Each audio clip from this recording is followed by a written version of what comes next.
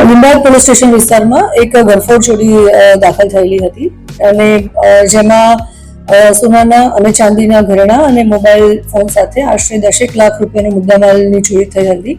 જેમાં ઘર માલિક છે એ પોતે ઘર બંધ કરી અને લગ્નમાં ગયેલ હતા. એ વખતે રેકી કરી અને જે આરોપી છે માવ્યા સન ઓફ મુશ્તાક, જેની ઉંમર 29 વર્ષ છે, જે છૂટક મૂટક મજૂરી કામ કરે છે, જે શાહપુર સોસાયટી ગલી નંબર 3 અને લિંબાયતમાં સુરત શહેરમાં રહે છે.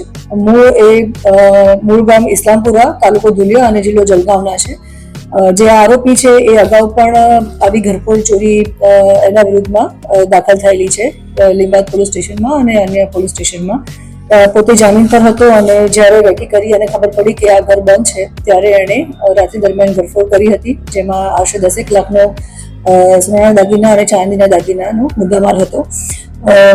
લીંબાયત પોલીસ સ્ટેશનના સર્વેલન્સ સ્ટાફ તરફથી કામગીરીના અંતે આરોપીને પણ અમે ઝડપી લીધેલ છે અને તમામ મુદ્દામાલ અમે રિકવર કરેલ છે. આરોપી છે તે પરિચિત હતો જગ્યાથી કે તે લીંબાયત પોલીસ સ્ટેશન વિસ્તારમાં જ રહે છે, એટલે એ આજુબાજુના વિસ્તારમાં જ્યારે ફરતો હતો અને રેકી કરતો હતો ત્યારે એને ખ્યાલ આવ્યો કે એ વિસ્તારમાં જ આ ઘર બંધ છે, એટલે એણે બંધ ઘરને ટાર્ગેટ કર્યું હતું અને આ રીતે રાત્રે એણે ઘરફોડ કરી હતી.